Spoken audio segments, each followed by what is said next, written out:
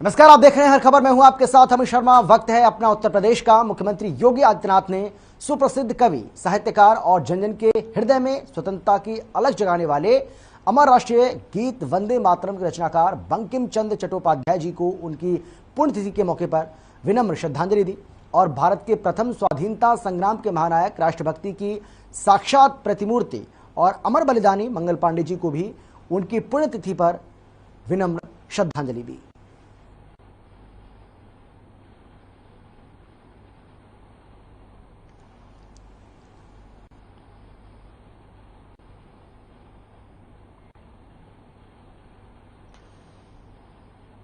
सुप्रसिद्ध कवि, साहित्यकार और जन जन के महानायक, राष्ट्रभक्ति की साक्षात प्रतिमूर्ति किस तरीके से सीएम योगी ने मंगल पांडे और इसके साथ ही आपको बता दें कि बंकिम चंद्र चट्टोपाध्याय को याद किया। इस ट्वीट के जरिए उन्होंने दोनों को श्रद्धांजलि दी है, जो आपको हम दिखा भी पा रहे हैं। सुप्रसिद्ध कवि, साहित्यकार और जन जन के हृदय में स्वतंत्रता की अलख जगाने वाले,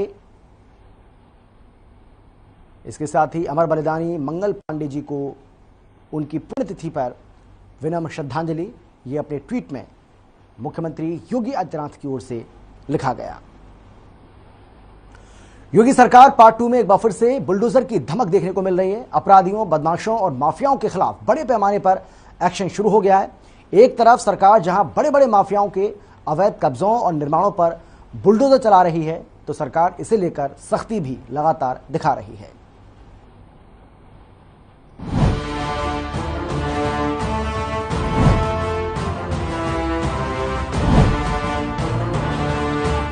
उत्तर प्रदेश में अब दंगे नहीं होते। उत्तर प्रदेश में अब कानपुर में दंगे नहीं होते, बल्कि उत्तर प्रदेश में शानदार कावड़ यात्रा निकलती है। यूपी विधानसभा चुनाव में बुलडोजर और एनकाउंटर का मुद्दा छाया रहा। ये सिलसिला योगी सरकार 2.0 में भी बदस्तूर जारी है। एक तरफ जहां माफियाओं और अवैध कब्जाधारियों पर, अवैध कब्जों पर योगी सरकार का बुलडोजर चल रहा है, तो दूसरी तरफ अपराधियों और बदमाशों के खिलाफ योगी सरकार की एनकाउंटर मुहिम भी चल रही है। यूपी में एक बार फिर से सरकार बनाने के बाद से ही सीएम योगी और उनकी टीम लगातार एक्शन मोड में नजर आ रही है। इसी कड़ी में पुलिस की ओर से लगातार एनकाउंटर किए जा रहे हैं और बदमाशों को गिरफ्तार किया जा रहा है। आलम यह है कि एनकाउंटर के खौफ से अपराधी थानों में ही खुद सरेंडर कर रहे हैं। उत्तर प्रदेश में अब दंगे नहीं होते। उत्तर प्रदेश में अब कानपुर में दंगे नहीं होते, बल्कि उत्तर प्रदेश में शानदार कावड़ यात्रा निकलती है। आज क्या किसी की हिम्मत है कि संग से कोई सरेआम हत्या कर ले? आज कोई गुंडा किसी राह चलती हुई बेटी और बहन को छेड़ने का दुस्साहस कर पाएगा? अगर कोई करेगा तो उसे मालूम है कि दुर्योधन और दुशासन के क्या हाल हुए थे। आइए अब आपको ग्राफिक्स के जरिए समझाते हैं योगी सरकार 2.0 में कहां-कहां बदमाशों का एनकाउंटर हुआ और कहां बदमाशों की धरपकड़ हुई और किन किन जगहों पर खौफ के डर से अपराधियों और बदमाशों ने खुद को पुलिस के हवाले किया। चंदौली में एनकाउंटर में 50,000 का इनामी बदमाश अरेस्ट। सीतापुर में 3 मुठभेड़, 7 गिरफ्तार। फिरोजाबाद में मुठभेड़ के बाद लुटेरा गिरफ्तार। आगरा में मुठभेड़ के बाद बदमाश अरेस्ट।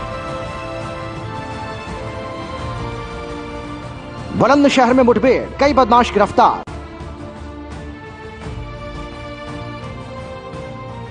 मुजफ्फरनगर में एनकाउंटर, बदमाश अरेस्ट।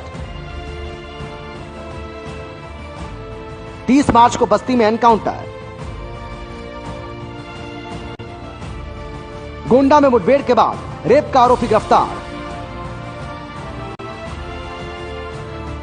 बलरामपुर में एनकाउंटर के बाद गौ तस्कर गिरफ्तार। औरैया में बदमाशों ने किया सरेंडर। देवरिया में खुद को किया पुलिस के हवाले।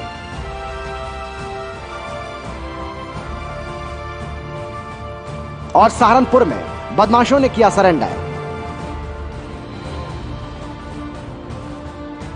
तो वहीं दूसरी ओर यूपी में एक बार फिर से सत्ता में आने के बाद मुख्यमंत्री योगी आदित्यनाथ माफियाओं और अवैध कब्जों को लेकर भी एक्शन मोड में है। सीएम योगी और उनकी टीम माफियाओं और अवैध कब्जों पर लगातार कार्रवाई कर पीला पंजा चला रही है। कहीं अवैध निर्माण पर पीला पंजा चलाया जा रहा है तो कहीं अवैध इमारतों को ध्वस्त किया जा रहा है। ग्राफिक्स के जरिए आपको बताते हैं योगी सरकार 2.0 में कहां-कहां बाबा का बुलडोजर चला और किन किन जगहों पर माफियाओं के अवैध निर्माणों को ध्वस्त किया गया। सहारनपुर में गैंगरेप के आरोपियों के घर चला पुलिस का बुलडोजर। प्रयागराज में अतीक अहमद के घर पर चला बुलडोजर। चंदौली में ग्राम सभा की जमीन को कराया कब्जा मुक्त। बुलंदशहर में अवैध निर्माण पर चला बाबा का बुलडोजर। अलीगढ़ में भी अवैध निर्माणों पर चला बुलडोजर। इटावा में अतिक्रमण पर चला बुलडोजर। मथुरा में गिराया गया अवैध अतिक्रमण। कानपुर देहात में भी चला बुलडोजर। बरेली में मुक्त कराई करोड़ों की प्रॉपर्टी। सीएम योगी के भ्रष्टाचार के खिलाफ जीरो टॉलरेंस की नीति का ही परिणाम है कि यूपी में एक बार फिर से बीजेपी सत्ता में काबिज हो गए। जिस तरह से दूसरी बार प्रदेश की सत्ता संभालते ही सीएम योगी एक्शन मोड में आए हैं, उससे साफ जाहिर है कि अब प्रदेश में ना तो बदमाश फल फूल सकेंगे, ना बदमाशों का कारोबार। हालांकि ये तो अभी शुरुआत है, देखना ये होगा कि अभी और कहां-कहां बाबा का ये बुलडोजर चलता है और कहां-कहां बाबा की पुलिस बदमाशों पर नकेल कसती है। ब्यूरो रिपोर्ट, हर खबर। लखनऊ में प्रदेश के एडीजी प्रशांत कुमार ने कहा है कि बुलडोजर का इस्तेमाल सिर्फ अवैध निर्माण और अवैध रूप से सरकारी जमीनों पर कब्जा कर रखा है उन पर किया जा रहा है और आगे भी बुलडोजर का इस्तेमाल सारी न्यायिक जो प्रक्रिया है उसको पूर्ण होने के बाद ही किया जाएगा। किसी भी स्थिति में इसका गलत प्रयोग ना किया जाए, इसके लिए मेरे जितने भी अधिकारी हैं उन्हें निर्देशित किया जा चुका है। निर्देश है कि बुलडोजर का इस्तेमाल सिर्फ अवैध निर्माण तथा अवैध रूप से सरकारी जमीन पर जिन्होंने कब्जा कर रखा है उन पे किया जाए तथा सारी न्यायिक प्रक्रिया पूर्ण करने के बाद किया जाए। इन चीज़ों के बारे में कोई ऐसा नहीं है कि कुछ भी सभी जगहों पे बुलडोजर का इस्तेमाल किया जाना है। बुलडोजर का इस्तेमाल बेजा कहीं नहीं की जाए, इस संबंध में निर्देश है कि किसी भी परिस्थिति में गलत इस्तेमाल इसका न होने पाए और जितने भी अधिकारी हमारे हैं पुलिस और प्रशासन के, इस चीज़ों को सुनिश्चित कराएंगे कि कोई भी इलीगल गतिविधि या लीगल एक्ट इन चीज़ों के लिए। लखनऊ में प्रशिक्षण एवं सेवा योजन निदेशालय कक्ष में विभागीय गतिविधियों पर एक समीक्षा बैठक हुई। बैठक की अध्यक्षता व्यवसायिक शिक्षा एवं कौशल विकास विभाग के प्रमुख सचिव अमृत अभिजात ने की। बैठक में प्रदेश के समस्त मंडलों से आए संयुक्त निदेशक उपस्थित रहे। साथ ही प्रमुख सचिव ने आगामी 21 अप्रैल 2022 को आयोजित होने वाले इंटरप्रेन्योरशिप मेले के आयोजन हेतु विस्तृत दिशा निर्देश भी जारी किए और आगामी सत्र में विभिन्न राजकीय औद्योगिक प्रशिक्षण संस्थानों में संचालित किए जाने वाले न्यू एज कोर्सेज के संबंध में विस्तृत चर्चा की।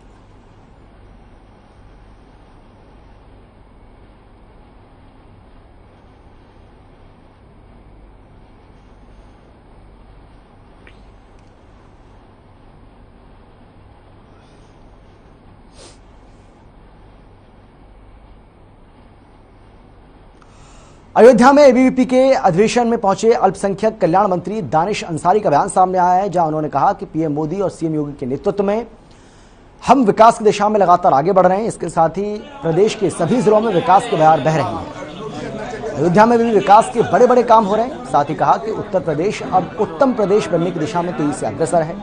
मुझे प्रदेश सरकार में अल्पसंख्यक कल्याण मंत्री बनाया गया ताकि आम जनमानस के हित, समाज और अपने प्रदेश के लिए पूरी ईमानदारी से काम कर सकें।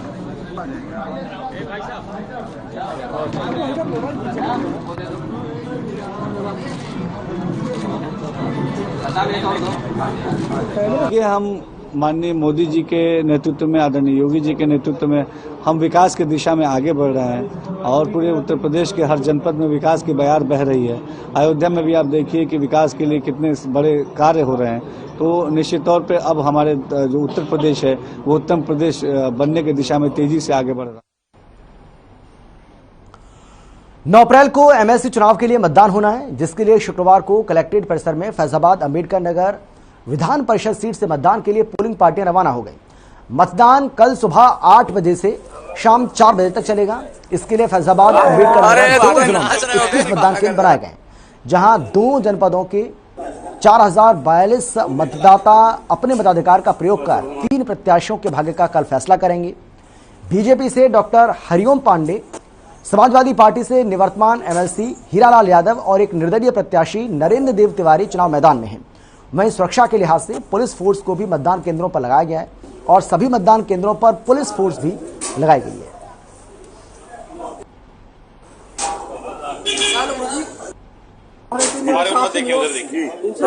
हम लोगों ने सेक्टर जोनल मजिस्ट्रेट गठित कर दिए हैं और सब लोग अपने क्षेत्र में जा रहे हैं। और आज पोलिंग पार्टी रवाना हो रही है और हमारे यहाँ जनपद अयोध्या में 12 बूथ हैं और जनपद अंबेडकर नगर में 9 बूथ हैं।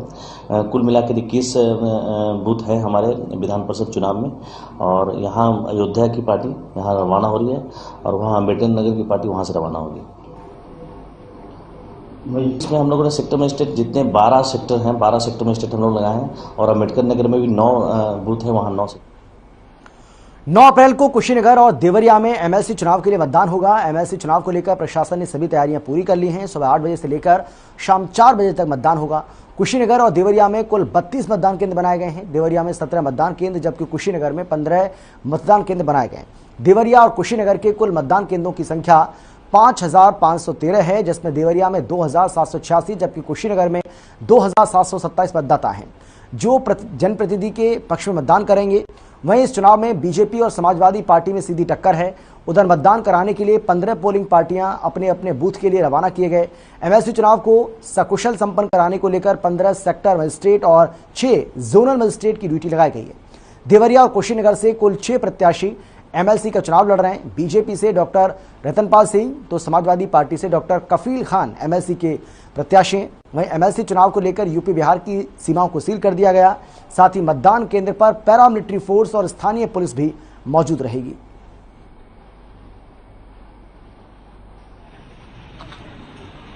कहाँ आपके साथ? अरे आइए।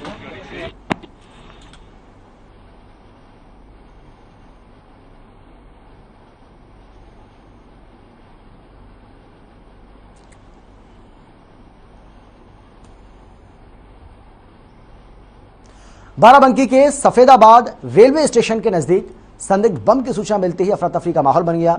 लोग इधर उधर भागने लगे। संदिग्ध बम की सूचना मिलते ही मौके पर एटीएस पहुंची और एंटी बम स्क्वाड टीम ने पहुंचकर 2 बमों को डिफ्यूज किया। वहीं एक बम में निष्क्रिय करते समय विस्फोट हो गया।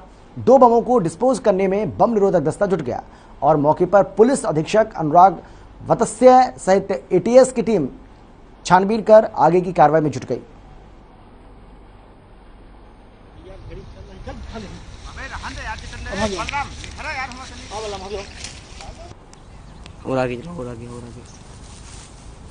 नहीं यार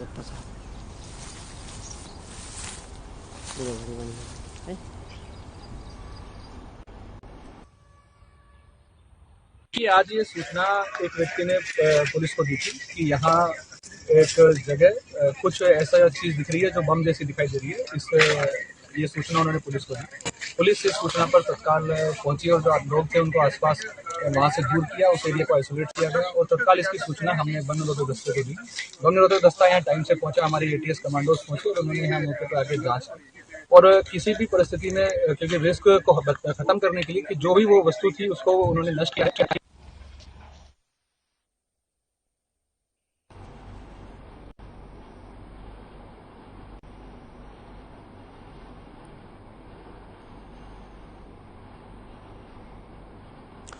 कानपुर में सिविल लाइंस के डीजी कॉलेज के सामने गुरुवार दोपहर एक बाइक सवार मनचले ने छात्रा से छेड़खानी करते हुए उसका दुपट्टा खींच लिया। तभी पास से गुजर रहे एसीपी कर्नलगंज त्रिपुरारी पांडे की उस पर नजर पड़ गई और उन्होंने मनचले बाइक सवार को मौके पर ही पकड़ लिया। पहले 5 थप्पड़ जड़े, फिर इसके खिलाफ शांति भंग में कार्रवाई।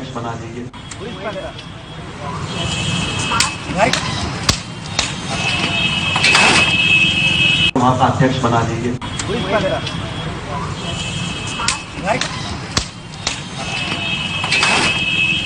वहाँ का अध्यक्ष बना दीजिए।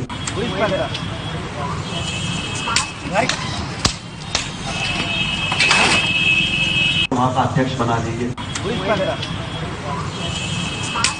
लड़कियों की छेड़खानी को लेकर के कानपुर कमिश्नरेट पुलिस बिल्कुल सतर्क है और हर चौराहे पे, हर मोड़ पे हमारे एंटी रोमियो की टीम लगी हुई, जिसके तहत ही आज एक जानकारी प्राप्त हुई थी और उसके पिता ने कई बार शिकायत किया, उस लड़के को समझाने का भी पूरा प्रयास किया, परंतु इसमें सुधार नहीं हो रहा था, जिसको देख करके इसको चौराहे पे रोक करके इसके विरुद्ध वैधानिक कार्रवाई करते हुए और इसको जिला कारागार में नियुक्त किया गया।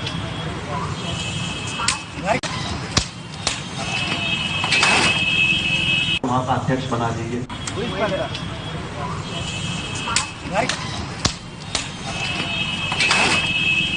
वहाँ का अध्यक्ष बना दीजिए।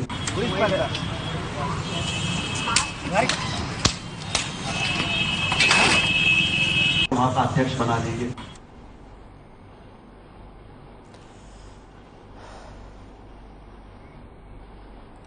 लखनऊ में एंटी रोमियो टीमों ने शहर में गश्त की। इस दौरान टीम ने बाजारों और सार्वजनिक स्थानों का दौरा किया। साथ ही पुलिस आयुक्त के निर्देश पर पुलिस उपायुक्त पूर्वी और अपर पुलिस उपायुक्त पूर्वी लखनऊ कमिश्नरेट के निर्देशन में पूर्वी जोन की एंटी रोमियो टीमों के जरिए मिशन शक्ति अभियान के तहत मोहल्लों, बाजारों, सार्वजनिक स्थानों पर महिला को उनके अधिकारों, विमेन पावर हेल्पलाइन 1090, यूपी 112, महिला हेल्पलाइन 181, चाइल्ड हेल्पलाइन 1098 और साइबर क्राइम के बारे में जागरूक किया।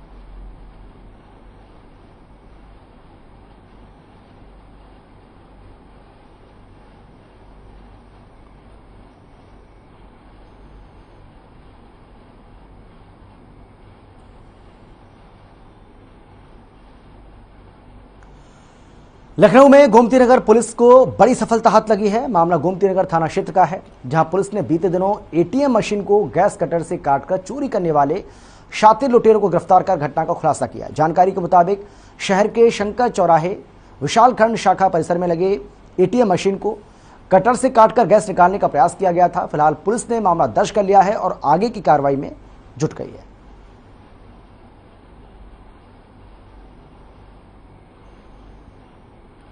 4 अप्रैल की रात को 4-5 अप्रैल की रात को शंकर चौराहे पर कैनरा बैंक का एटीएम था, जिसको तोड़ करके उसका चोरी का प्रयास किया गया था। स्टार्ट करके उसको प्रयास किया गया था कि उसके अंदर जो पैसा है, कैश है, उसको चुराया जा सके। हम लोग अगले दिन सूचना मिली थी, तो हम लोग मौके पर जब पहुंचे तो देखा कि पूरा एटीएम जो है वो ऑलमोस्ट उसको काट दिया गया था। पूरी तरीके से वो कट नहीं पाए, जिससे कि पैसा जो है वो नहीं ले जा पाए थे, बट पूरा जो है एटीएम जो है उसको लगा था कि गैस वेल्डिंग से उसको काटा गया है। मौके से हम लोगों को कुछ चीज़ें मिली थी और बाद में फिर हम लोगों ने जब वो सीसीटीवी फुटेजेस वगैरह देखा तो हम लोगों ने देखा कि उसमें कुछ लोग थे जो वहाँ पर जिन्होंने चोरी का प्रयास किया। हम लोगों ने सीसीटीवी फुटेजेस और सर्वेलांस की मदद से उन लोगों को चिन्हित किया। तो लखनऊ पुलिस को यह बड़ी सफलता हाथ लगी है। लखनऊ पुलिस कितनी मुस्तैदी के साथ अपना काम कर रही है, इस बात का अंदाजा आप इसी से लगा सकते हैं कि पुलिस की ओर से दबिश दी गई और उसके बाद इसमें बड़ी कामयाबी पुलिस ने हासिल की है।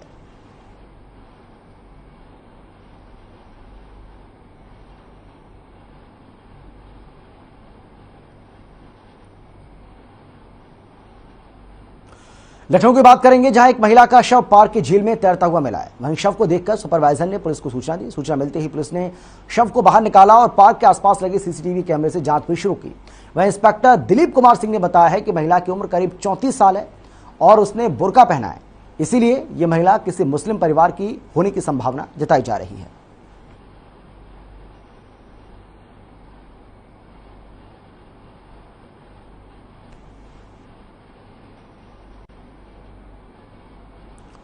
तो पार्क की झील में एक महिला का शव मिलने से सनसनी फैल गई। हालांकि पुलिस इस पूरे मामले की जांच में जुटी हुई है अब पुलिस ये जानने की कोशिश कर रही है, इस महिला की शनाख्त करने की भी कोशिश कर रही है। हालांकि बताया जा रहा है कि जिस महिला का शव मिला है उस महिला ने बुर्का पहना हुआ था और इसीलिए ये कहा जा रहा है कि ये महिला मुस्लिम समाज से हो सकती है। खबर लखनऊ से है, जहां सेना मुख्यालय में शहीदों को शत शत नमन समारोह का आयोजन किया गया, जिसमें स्मृति चिन्ह वितरण का समायोजन भी किया गया। इस उपलक्ष्य में कर्नल विनोद जोशी, प्रशासनिक अधिकारी मेजर प्रवीण कुमार भी पहुंचे। इसके साथ ही शहीदों के परिजनों ने भी कार्यक्रम में शिरकत की। वहीं 20 बालिका वाहिनी एनसीसी को भी स्मृति चिन्ह दिया गया।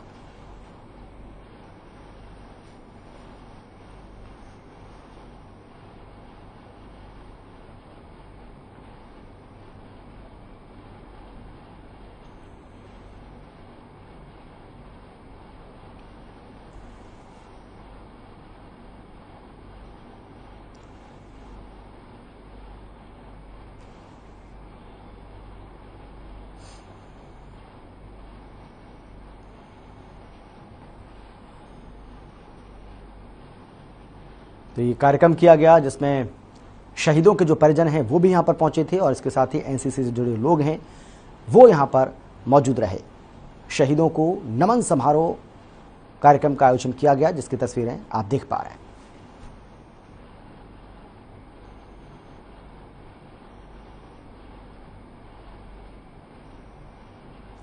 लखनऊ के हजरतगंज इलाके में इंडियन बैंक में अचानक से आग लग गई। आग लगते ही बैंक में अफरा तफरी का माहौल बन गया। सूचना मिलते ही पुलिस और दमकल की गाड़ियां मौके पर पहुंची और कड़ी मशक्कत के बाद आग पर काबू पा लिया गया, लेकिन बैंक में रखे आवश्यक दस्तावेज जलकर राख हो गए। सीएफओ ने बताया है कि आग के कारणों की जांच की जा रही है।